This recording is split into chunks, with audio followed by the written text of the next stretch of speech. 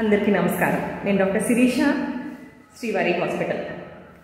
మార్చి 26 మూర్ఛ వ్యాధి అవగాహన దినోత్సవం కారణంగా ఈరోజు మూర్ఛ వ్యాధి గురించి మాట్లాడుకుందాం.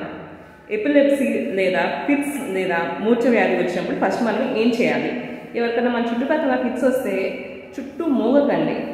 పేషెంట్ని ఒక సేఫ్ ప్లేస్ అంటే నిప్పు, నీరు, ఇంకా కింద పడితే దెబ్బ తగిలే ప్రదేశాల్లో కాకుండా కింద ఒక మంచి ఫ్లాట్ సర్ఫేస్ మీదకి చేర్చండి. చేర్చిన తర్వాత తలకాయని సపోర్ట్ చేయండి. తలకాయకి దిండు పెట్టడం కానీ తలకాయ పట్టుకోవడం కానీ చేయండి. నీరు తాపించడం అది చేయకండి. నీరు కానీ ఏమన్నా అప్పుడు మూర్ఛ వ్యాధి వస్తున్నప్పుడు తాపిస్తే అవి ఊపిరితిత్తుల్లోకి వెళ్ళిపోయి ఇన్ఫెక్షన్ వచ్చే అవకాశం ఉంది. సో నీరు కానీ అటువంటివి ఏమీ ఇవ్వకండి. ఇంకా చేతిని కట్టేయటము, తర్వాత చేతిలో తాళాలు పెట్టడం, అటువంటి వాటి వల్ల ప్రయోజనం ఏమీ ఉండదు. ఫిట్స్ కనుక మామూలుగా 2 నిమిషాలు వచ్చి ఆగిపోతాయి.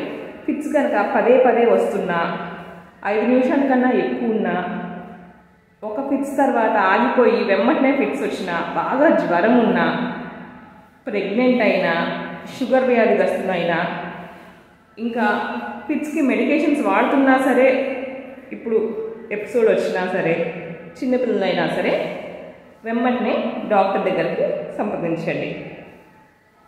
అంబులెన్స్కి కాల్ చేసి. మనము ఎందుకు వస్తాయి అసలు ఈ ఫిట్స్ ఎందుకు వస్తాయి? వీటికి చాలా కారణాలు ఉంటాయి. ఏంటంటే జెనెటిక్గా ఇవ్వచ్చు, అంటే పెద్దవాళ్ళకి ఎవరికైనా ఉండి వచ్చినా కావచ్చు, పుట్టేటప్పుడు ప్రసవం అప్పుడు ఏమైనా ఇబ్బంది అయినా అయ్యి ఉండొచ్చు.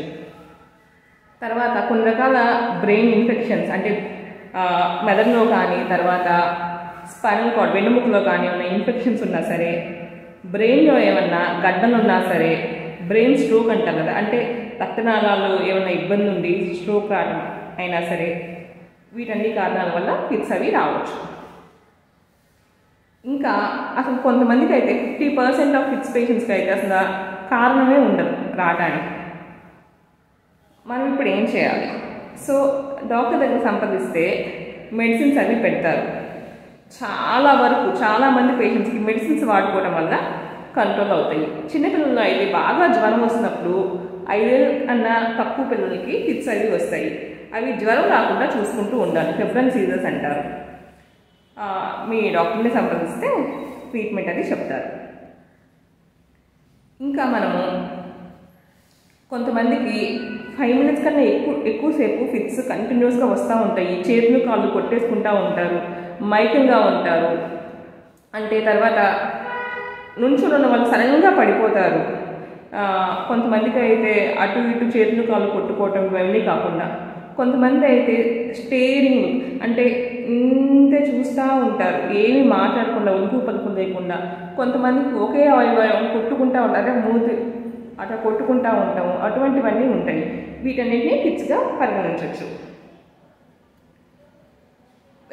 డాక్టర్ చెప్పిన మెడిసిన్స్ వాడుకోవటం వల్ల చాలామంది వరకు కంట్రోల్ అవుతాయి. ప్రపంచంలో 50 మిలియన్ పీపుల్ కన్నా ఎక్కువ మంది ఫిట్స్తో బాధపడుతూ ఉన్నారు. కానీ మెడిసిన్స్ వాడటం వల్ల అందరికీ కంట్రోల్గా ఉంటున్నాయి. అయితే మనము ఫిట్స్ పేషెంట్ ఎటువంటి జాగ్రత్తలు తీసుకోవాలో చూద్దాం. మెయిన్గా డ్రైవింగ్ అది అవాయిడ్ చేస్తే మంచిది. ఇంకా మేడల మీద ఒక్కరే వెళ్ళటము, అంటే డాబా మీద ఒక్కరే ఎక్కి ఉండటము, బాత్రూమ్ స్నానం చేసేటప్పుడు డోర్ వేసుకోవటము, డోర్ లాక్ చేసుకోవటం, ఇటువంటివి చేయకూడదు. ఇంకా మన చుట్టుపక్కల ఫైర్ అంటే నిప్పు, నీరు, స్విమ్మింగ్ చేయటం ఇవి చేయకూడదు. నిప్పు, నీరు అవి ఉండకుండా చూసుకోండి. పదే ఫిట్స్ వచ్చి పడుతూ ఉన్న వాళ్ళు ఇంటి దగ్గర కార్నర్స్ అవి కొంచెము కోపుగా ఉండకుండా చూసుకోండి. ఎందుకంటే చాలామంది పడిన తర్వాత చాలా ఫ్రాక్చర్స్ అయ్యి, తర్వాత దెబ్బలు తగిలి, 4 దెబ్బ తగిలి ఈ విధంగా వస్తూ ఉంటారు. సో తగిన జాగ్రత్తలు తీసుకోండి. కరెక్ట్ ట్రీట్మెంట్ వాడటం వల్ల మీరు ఫిట్స్ వ్యాధి నుంచి పదే రాకుండా ఉపశమనం పొందవచ్చు. Thank you. మూర్ఛ వ్యాధిగ్రస్తులు స్మోకింగ్ మానేయాలి, మందు ఆల్కహాల్ తీసుకోవటం మానేయాలి. అదేవిధంగా మత్తు పదార్థాలు తీసుకోవటం ఏమైనా అలవాటు ఉంటే పూర్తిగా మానేసేయాలి. సరైన నిద్రపోవాలి. స్ట్రెస్ అది తీసుకోకూడదు. ఈ జాగ్రత్త తీసుకుంటే మంచిది.